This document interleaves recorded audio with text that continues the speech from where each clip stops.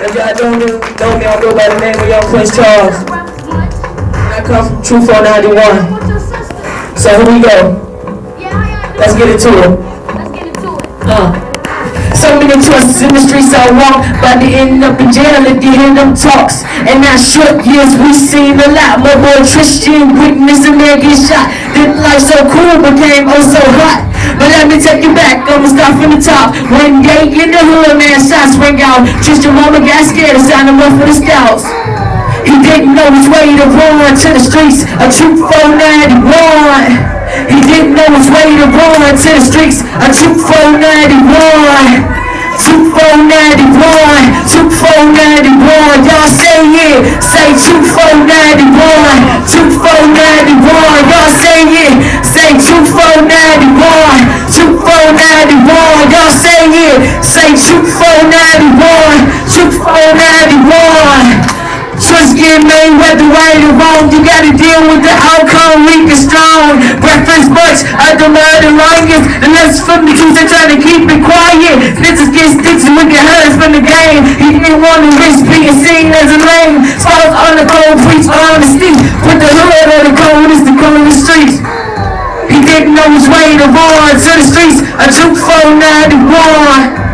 He didn't know which way to run to the streets, a 2491, 2491, 2491, y'all say it, say 2491, 2491, y'all say it, say 2491, 2491, y'all say it, say 2491, 2491. Should I do my homework or go out and play?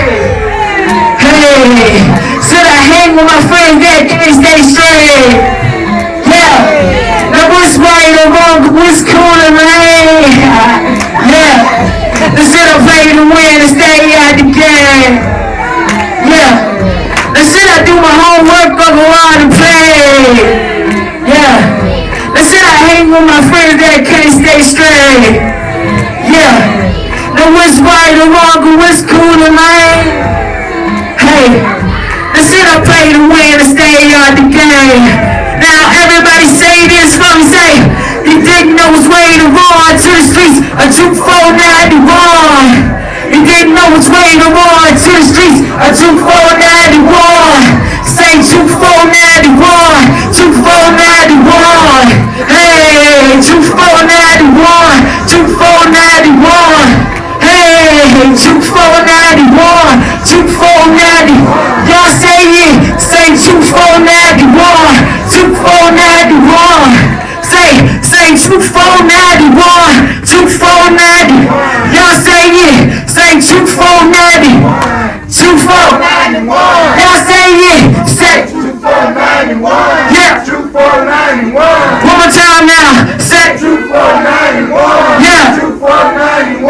Thank y'all.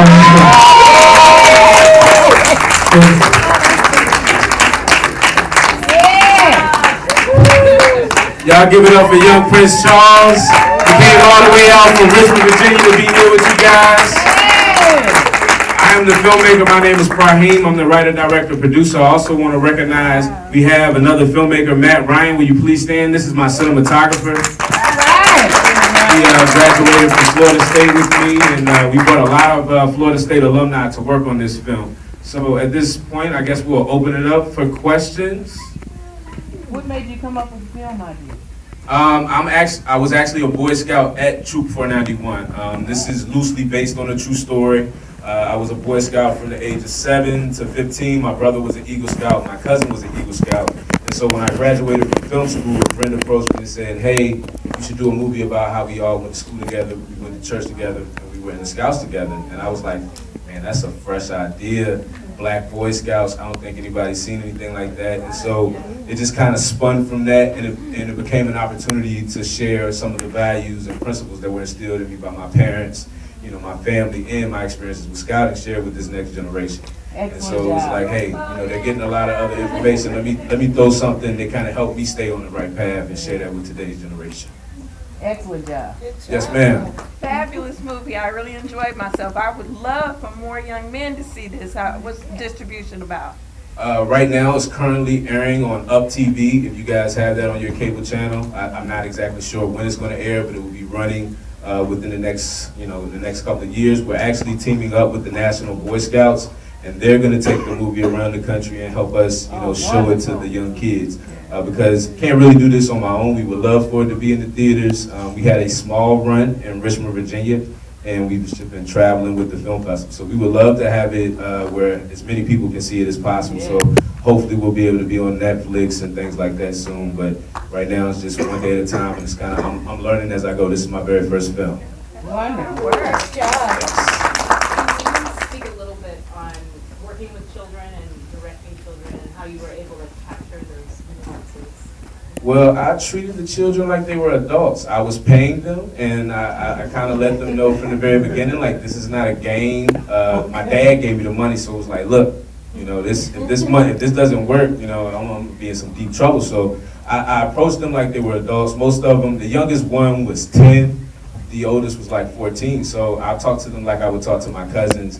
I talked to them like they're young men, and so I allowed them to have fun and play around, but when we told them it was time to roll, they were serious. They were ready. The young kid, Kamani Coleman, who plays the lead, I let him know from the very beginning, like, you're not like all the other kids. You don't get any days off. You gotta work. This movie was shot in 15 days. It was like, you got 15 days. You're in every scene, so you don't get to cry about you being tired. This is what you signing up for. If you want it, let me know. Can you take it? If you can take it, I'll give it to you. If not, then tell me now. I'll find somebody else because, And he said he was up for it. And all the other kids stepped up to the challenge. I mean, most of the time they outacted the adults. And I was like, if you stepped in front of that young kid, you had to be on your A game because he was going to challenge you, he was going to push you. And so it was a pleasure just to see these kids grow up and just play and have fun. And so all I had to do was just kind of point the camera and with Matt Ryan, make it look extra beautiful. And they did the rest. I just kind of stepped back and, let them do the magic. Yes, ma'am. Hi, I'm a Cub Scout leader at West Angeles Church, so if anybody has boys who wants to join a local troop, meets on every other Friday at West Angeles Church, 7 to 9 o'clock. 2 scouts right here on their way. Give it up for the scouts in the house. Y'all stand up. I know y'all don't want to stand up. Stand up, Boy Scouts.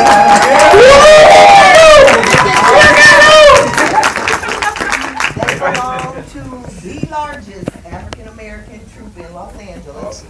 They crossed over, what was it, probably in the last 3 or 4 years, about 8 to 10 Eagle Scouts. Awesome. So they're on their way to being Eagle Scouts. Good luck. Troop 848. Okay. 848. Yes, ma'am. Yes, it kind of varied. A lot of them had, this was, I believe, most of their first feature films. Most of them have done a little bit of, acting in plays and schools. I believe young Kamani was an extra in The Wire. So they've been around it before, but I think this was most of their first time actually being paid and being in front of the camera. Yes, sir. How'd you connect with Mr. Tim Reed in there, right? Yes, sir. And his Okay, wife, yeah. Tim Reed and Daphne Reed. So they have a studio in Petersburg, Virginia, which is about 30 miles from Richmond. And so when I was in high school, I had a family friend who connected me to them. I had to do a research paper and interview someone in the industry. And so I, developed a relationship with him and his wife, asking for advice. So when I graduated, it was like, okay, I knew the studio was there. I knew I would have more resources in my hometown versus some of my peers who went to Los Angeles and Atlanta. I was like, all right, if I come back, maybe I could get him to help. And so once I got the script together and the money together, I was already kind of just like volunteering with him, showing him, I wasn't asking for anything first. And then once I had everything lined up, I was like, hey, can you help me make this movie? And he said yes. And so he's been very, very helpful. I mean, you can't take away someone who has like 40 years of entertainment experience and having that, next to you and being able to get questions and, just, know that you're not crazy when you're thinking about doing something. That was definitely a benefit. Mr. Foster, this is one of my Howard classmates who's out here, and he's repping the Moneyline gear, and so We got T-shirts. yeah, we got all kind of merchandise and stuff. So, but I did, in the same vein. How could how could they really tell people about the movie? Where can they find it? Are you going to be selling DVDs? Do you have merchandise? Do you have anything that they can really spread to their people to let them know more about the movie? Websites and all. Yes, we are on Instagram, Facebook. If you just search Troop491, most of the time it'll pop up if you want to put in the entire thing, The Adventures of the Muddy Lions. We have our own website, Troop491-movie, and we're selling DVDs and everything on there. And the official Boy Scout website is bsamuddylions.org. If you're interested in hosting a screening in your hometown and you want to do it through the Scouts, you can go through them, or you can contact me directly, and we screen for as little as one person or 1,000 people. So we just really want young people to see the movie. We will be having DVDs on sale at a discounted price today. Online they're $15, but today we have them for $10, and you get a poster along with it.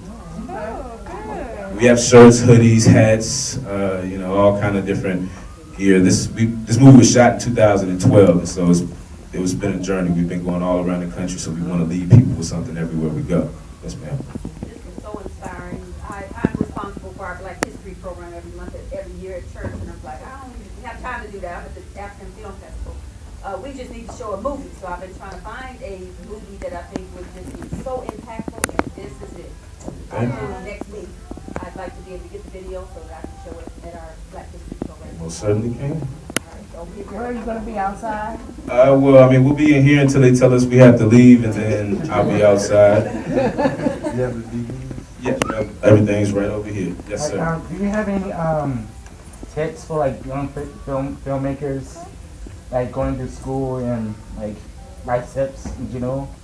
All right, so this is depends on your age. So if you're under the age of 18, I would say you need to get involved in, school activities, learning about the arts. You want to learn as much as you can. I mean, I know it sounds dumb and it's old, but it's like you need to know a lot so that when you do have the opportunity, you're prepared.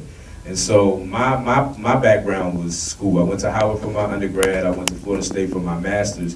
And I don't necessarily think that everybody has to go to get a master's, but for me, going to graduate school, it allowed me to make mistakes, it allowed me to practice, it allowed me to make movies as a student and not necessarily as a professional. So if I mess up in school, it's, oh, hey, you're a student, learn, you get better. If I was out on a set in Hollywood and I was to break a light, I'm most likely going to get fired, and everybody's going to be like, don't hire Praheme, he breaks stuff. And so there's a difference. So I would say try to work on a real set, see if this is something that you're actually interested in. A lot of people think that it's fun, it's glitzy. It's a lot of hard work. Most of the time you're on your feet 12 to 16 hours a day on a minimum.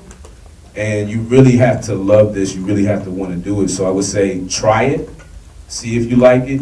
And if you like it, continue to learn, immerse yourself in it, watch movies, watch the behind the scene commentary. Find someone whose career you can identify and copy everything that they did. If they did it this way, then you want to try to follow that path as best possible you can. You may get off track from time to time, but as long as you have an idea where you want to go, you can kind of find a path to it. And so school is an option, but if you just want to get out here and start working on sets, that's a great way too. You just want to get immersed in film culture.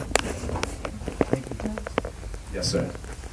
First, I want to thank you for making a movie about moral choices. Right. And secondly, showing that these choices are not simple. The answers do not come easily because it's resolved, but he didn't have to do everything that his choice, that the situation called for was resolved in that way. So I very much appreciate that. I'm curious, I have two little questions.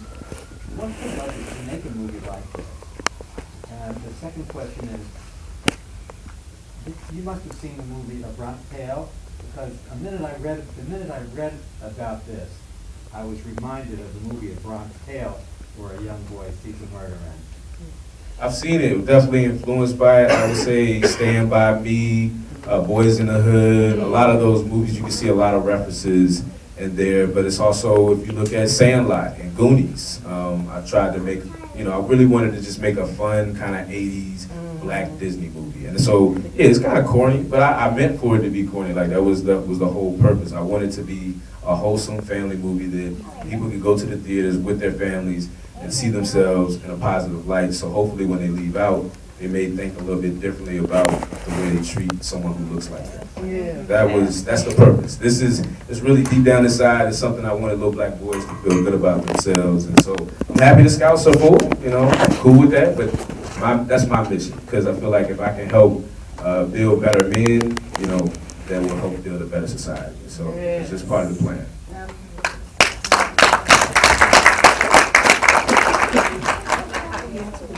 That's it. Well, thank you guys so much for coming out.